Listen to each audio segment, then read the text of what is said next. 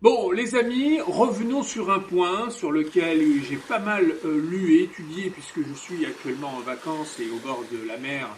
J'ai pu lire beaucoup d'articles et beaucoup de stats économiques. Et quatre mots. Quatre mots, Elon Musk, le tout des maths, les éditeurs et le business. Alors pourquoi je dis ces quatre mots? Pourquoi je vous parle d'Elon Musk?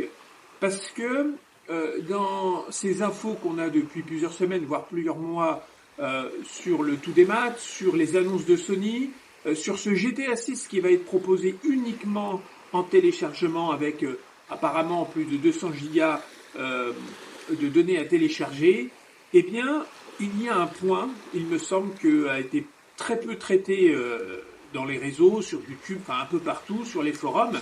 Et quand vous regardez les stats économiques et la santé des entreprises comme Sony, et on pourrait parler d'Xbox, de Nintendo, et même de Steam, et puis d'autres encore, mais on va se concentrer sur Sony.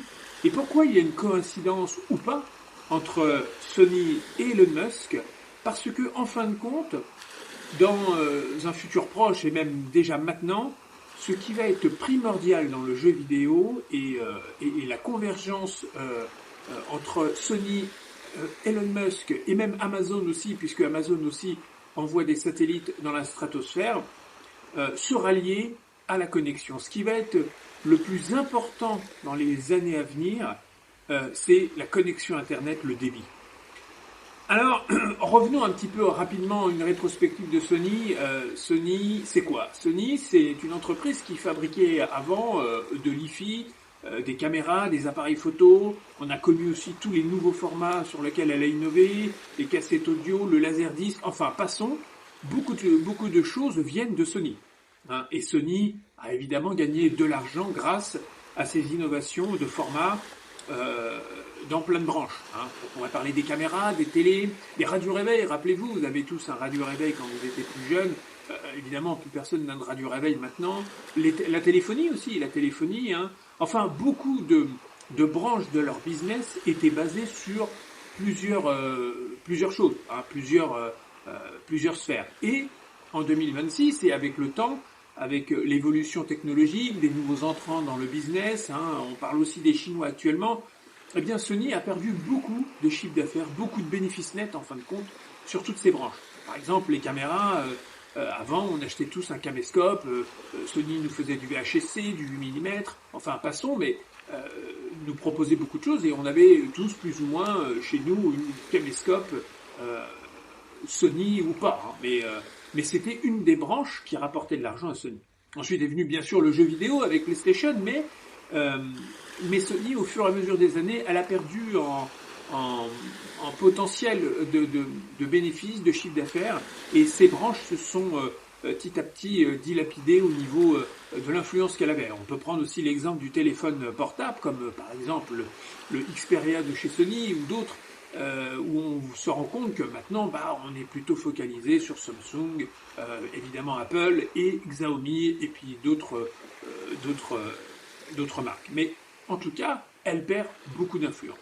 Et le jeu vidéo, eh ben, n'est pas sans reste, puisque oui, le jeu vidéo devient un peu compliqué dans pas mal de domaines, il y a aussi de la concurrence, et en plus, une concurrence qui est en train de s'installer au niveau chinois, hein, il y a des nouvelles entreprises qui émergent, toutes fraîches, hein, je l'ai regardé encore tout à l'heure, dans les stats économiques, il y a des nouvelles entreprises, alors peut-être subventionnées ou pas par l'État chinois, je ne sais pas, mais bon, ils sont souvent aussi, voilà, l'État chinois aurait tendance à subventionner des grosses entreprises comme BYD et d'autres. Enfin bon, je reste prudent là-dessus parce qu'il n'y a rien d'officiel non plus, mais bon, ça, en tout cas, ça en a tout l'air. Donc Sony est face à un énorme problème. Le tout des maths, dans cette histoire, tombe presque à pic, j'ai envie de vous dire, parce que, évidemment, on ne va pas revenir sur les avantages du tout des maths pour Sony, par exemple, ou même Xbox. Hein. C'est que bah, l'argent qui est pris sur la vente d'un jeu, hein, que ce soit le magasin, que ce soit les usines de production pour le boîtier, pour le laser, que ce soit tout simplement le transport, et puis les plateformes de vente. Hein. Tout ça, c'est de l'argent qui ne rentre pas dans les caisses de ceux. Donc le tout des maths permet bien sûr de venir récupérer cet argent-là et aussi de récupérer le marché de l'occasion puisqu'il ne va plus en avoir. Mais derrière ça, il faut aller plus loin que ça les amis. Ce qui va être primordial dans les années à venir, Et là où Sony va aller récupérer des nouveaux consommateurs de jeux vidéo, c'est grâce à la connexion Internet. Il faut quand même savoir une chose, c'est que actuellement sur la planète, on a à peu près, vous m'excuserez si je suis pas très précis dans les chiffres, mais aux alentours de 140 pays qui ont une très mauvaise connexion Internet. Et télécharger un jeu comme GTA 6 qui fait a priori 200 mégas au minimum sera quasiment impossible ou alors prendra des jours. Je pourrais vous parler d'un pays comme le Zimbabwe, le Madagascar, enfin j'en passe. Donc, ce qui va être le plus prédominant dans le jeu vidéo de demain, ce sera la connexion Internet. Alors pourquoi je vous parle de Elon Musk? Parce que Elon Musk, depuis déjà quelques temps, plusieurs années même déjà, ça passe, envoie des satellites avec Starlink, cette entreprise qui envoie des satellites sur toute la planète. On est actuellement à plus de 10 000 satellites pour Starlink qui sont déjà dans la stratosphère. Alors, pareil, vous m'excuserez si j'emploie pas les bons termes, mais il me semble que ces satellites-là ne sont pas envoyés alors peut-être justement dans la stratosphère, en tout cas, ils ne sont pas envoyés au-delà de notre beau globe, mais entre la couche d'ozone et la stratosphère, enfin quelque chose comme ça. Enfin bref, qui permet d'envoyer des satellites à une hauteur pas si élevée que ça, du coup, ça coûte moins cher. Bon, en gros, ils envoient des satellites à demi-espace pour que ça coûte moins cher pour l'entreprise Starlink. Et Elon Musk, bien sûr, a fabriqué et fabrique maintenant des lanceurs de satellites qui puissent, qui réatterrissent derrière. Donc, ce ne sont pas des lanceurs à usage unique. D'où le coût moins élevé qu'il y a quelques années. Donc, ce qui lui permet à Starlink et à Elon Musk, donc, d'envoyer plus d'une dizaine de satellites toutes les semaines, voire tous les jours. C'est assez incroyable. Donc, actuellement, on est à plus de 10 000, je crois, satellites dans l'espace. Et pour 2028, Elon Musk a pour but de couvrir plus de 40 000 satellites sur toute la planète. Autant vous dire que son objectif est de totalement couvrir la planète de ces satellites Starlink pour connecter toute la planète. Alors il y a Amazon aussi qui est sur ce projet-là, enfin qui est actuellement aussi en train d'envoyer beaucoup de satellites, mais en plus petite quantité. Et c'est vrai que vous voyez déjà Amazon vend des jeux vidéo. Donc tout ça, il y a une corrélation financière et un objectif, sans doute, pour moi, en tout cas, c'est mon point de vue, et par rapport à tout ce que j'ai lu, encore une fois, les chiffres que je vous donne ne sortent pas de mon imagination, c'est ce que j'ai pu me documenter tranquillement au bord de la mer, et sans doute lié à ce tout démat. Alors, qu'est-ce qui va se passer? Pour moi, ma projection dans tout ça, c'est que Sony va récupérer de l'argent par rapport à tout ce qu'elle peut perdre par les intermédiaires, et par rapport, surtout, sécuriser son chiffre d'affaires par rapport aux actionnaires, par rapport à son entreprise. Comme je vous le disais en préambule, Sony a perdu beaucoup de marchés, et va en perdre, avec aussi la concurrence chinoise, avec l'accélération aussi de l'IA, qui permet à des nouvelles startups chinoises, des nouvelles startups en tout genre, de créer du jeu vidéo rapidement. Donc, Sony a vraiment intérêt à, si vous voulez, à encadrer tous ces consommateurs, tous ces joueurs, et à les tenir, et pas les tenir uniquement par le tout démat, comme on aurait pu l'imaginer encore il y a quelques semaines, mais on va plus loin que ça, les tenir avec la connexion Internet. Et c'est ça qui va être le plus important dans ce qui vient. Et puis bien sûr, on pourrait parler aussi de l'augmentation de la RAM, des matières premières, enfin tout ça coûte plus cher, donc le tout démat règle aussi ce problème-là.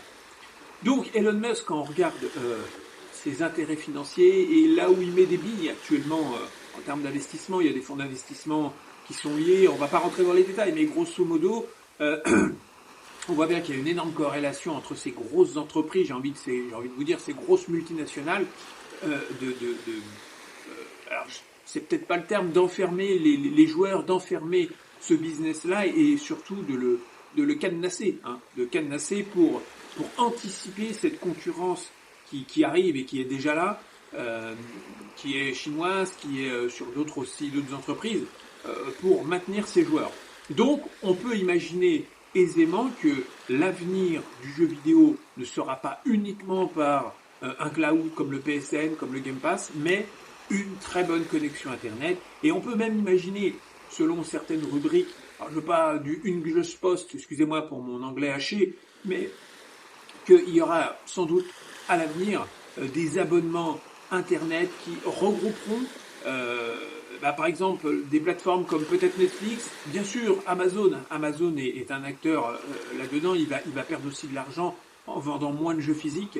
Donc une énorme connexion, un énorme abonnement qui englobera le jeu vidéo, peut-être aussi les plateformes de streaming et, euh, et les plateformes de vente et Internet. Vraiment une sorte de mastodon multinational qui va regrouper tout ça.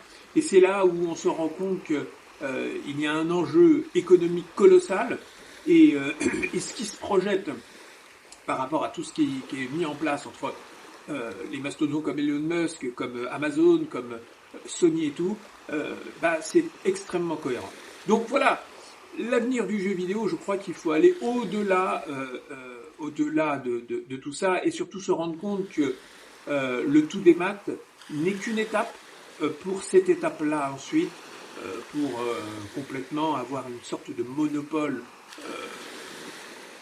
un énorme monopole qui sera lié à la connexion Internet. Et puis, il faut le dire, c'est que Sony a aussi beaucoup d'intérêt dans cette histoire, c'est qu'elle va pouvoir aller capter des nouveaux entrants, des nouveaux joueurs dans le monde entier grâce à Starlink. Donc, encore une fois, il n'y a rien d'officiel, bien sûr, hein, mais les intérêts de Sony et sans doute aussi les intérêts de Starlink et vice-versa. Donc, voilà, Sony va forcément peut-être signer plus tard des contrats avec Starlink, avec tout ça pour pouvoir englober toute cette nouvelle masse de joueurs et on pourra jouer sans doute à GTA 6 au fin fond du Madagascar, au fin fond du Zimbabwe et télécharger ce jeu.